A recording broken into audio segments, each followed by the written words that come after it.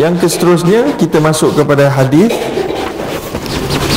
Sebelum tu Al-Imam An-Nawawi juga menyatakan was-sunnatu sekejap. Was-sunnah, dan adalah sunnat disunatkan idza syatamahu ghayruhu aw tasafaha alaihi fi hali shaumi. Apabila seorang yang berpuasa itu dicerca, dikutuk, dihina dan diperbodohkan, ketika dia berpuasa, ayyaqul, hendaklah dia menjawab inni saim marrataini aw akthar, 2 kali atau lebih daripada 2 kali.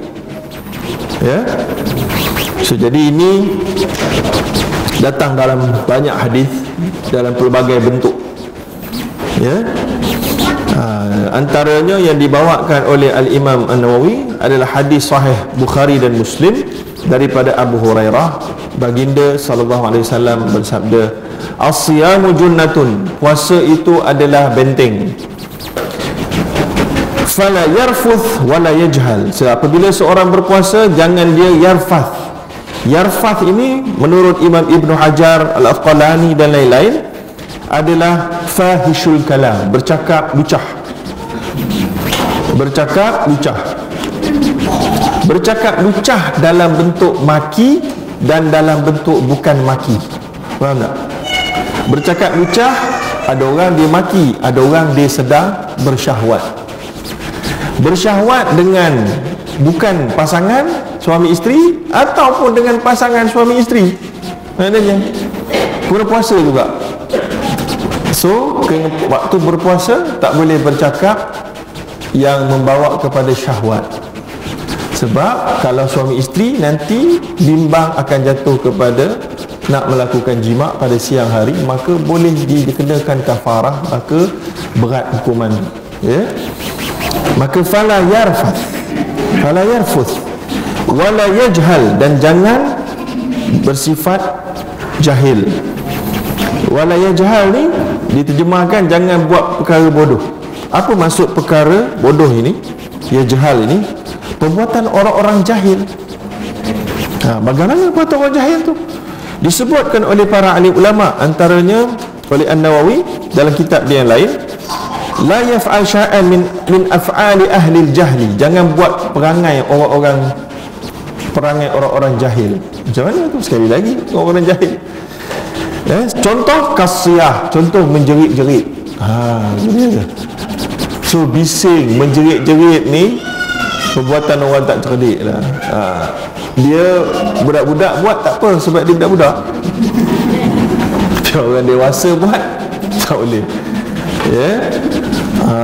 So jadi bergaduh contohnya dengan bising, bertelagah dengan bising, macam contohnya kita tengok bertelagah pada bulan puasa ni pasal tapak bazar Ramadan contohnya, sampai bergaduh, ataupun bergaduh sebab kereta kena potong ke, ataupun kena cilok ke, kan, bergaduh dengan maki hamun, bising, so jadi ini semua jangan buat pada waktu tengah Ramadan, kena tahan lebih sikit walaupun kita di pihak yang benar contohnya. Kadang-kadang kita bila kita di pihak yang benar, kita mengharuskan segalanya lah, kan. So jadi itu adalah perbuatan ahli jahil. Jahil tak tahu tentang adab puasa, maksudnya jahil tak tahu tentang keperluan puasa untuk sabar, penting di antara marah dengan mengganas, dengan kata-kata yang kesat dan seumpamanya. Baik, kemudian wa ini mru'un qatalahu, tadi maknanya Nabi cakap adalah untuk kita, tazkirah untuk kita. Puasa ni benteng engkau, maknanya kita jangan cakap yang membawa pada syahwat dan lucah. Yang kedua, jangan buat perkara orang-orang bodoh buat. Kemudian mungkin ada persoalan, habis kalau orang buatkan kita macam mana? Cerita kan? Maka tu Nabi beri jawapan. Itu namanya jawami al-kalam. Nabi ni beri, dia punya ayat dia melengkapi. Maka Nabi tu beritahu, wa ini mru'un qatalahu aw syatamah.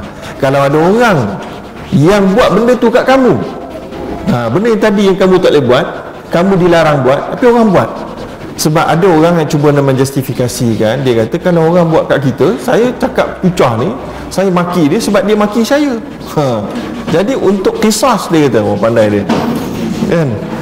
Maka ketika itu Nabi menolak. Nabi kata, kalaulah ada orang buat kat kamu, kamu tengah puasa, falyaqul, hendaklah kamu kata, ini saimun, aku sedang berpuasa, aku berpuasa 2 kali.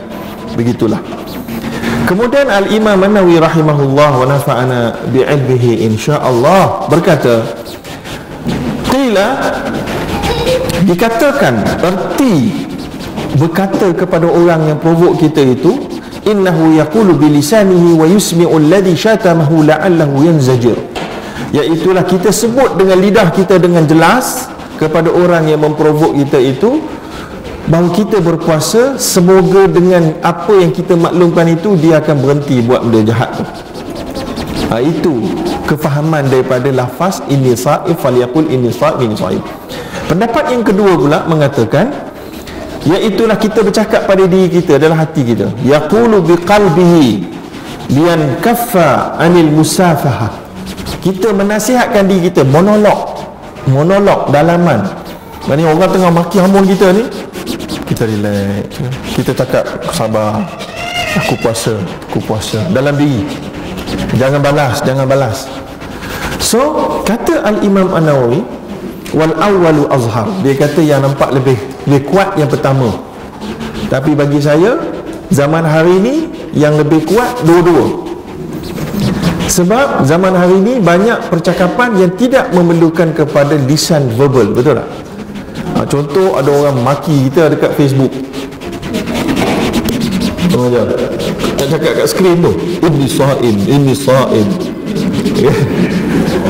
So, jawapannya tak, kita tulis lah ini sa'im kan. Bila kadang-kadang ada setengah orang yang memprovok, kalau dia tahu kita puasa, dia lagi suka nak provok, dia mempelecehkan lagi.